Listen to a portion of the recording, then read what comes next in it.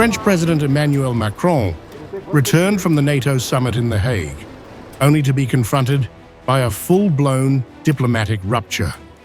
On Wednesday, just hours after endorsing NATO's new 5% defense spending pledge, Macron hosted IAEA Director General Rafael Grossi at the Élysée Palace in a bid to contain the fallout from Iran's nuclear backlash.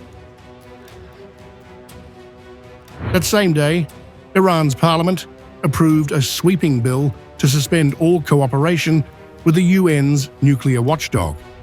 The legislation shuts down surveillance, halts inspections, and places any future IAEA access under the strict control of Iran's Supreme National Security Council.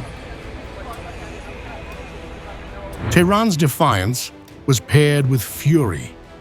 Parliament Speaker Mohammad Bakr Kalibaf directly accused the IAEA of enabling the West's aggression, saying, "The International Atomic Energy Agency refused to even condemn the attack on our nuclear facilities and has put its international credibility up for sale.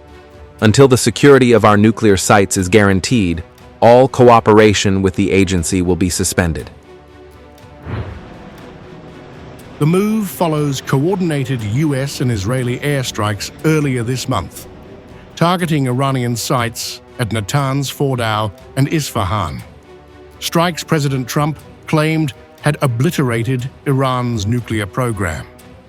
But a recent US intelligence report quietly noted that Iran could rebuild within months. This claim was quickly shot down by the US President Donald Trump. The two countries, Iran and Israel, had agreed to a ceasefire, brokered by Trump, only to be violated by Israel, which didn't seem to have gone well with Washington. Israel, as soon as we made the deal, they came out and they dropped a load of bombs, the likes of which I've never seen before. The biggest load that we've seen. I'm not happy with Israel. You know what? We basically have two countries that have been fighting so long and so hard that they don't know what the they're doing. Do you understand that? Grossi, welcomed to the Élysée with full ceremonial honors, is now leading an agency locked out of one of the world's most sensitive nuclear programs. Macron used the meeting to restate his public support for the IAEA, but the ground reality suggests Europe's influence is waning fast. France stands firmly alongside the IAEA, whose role is vital for nuclear safety and security. It is urgent that the agency be allowed to resume its mission in Iran. Iran, meanwhile, is accelerating its nuclear activity under the guise of peaceful development, as Macron's posturing is increasingly seen as symbolic and powerless.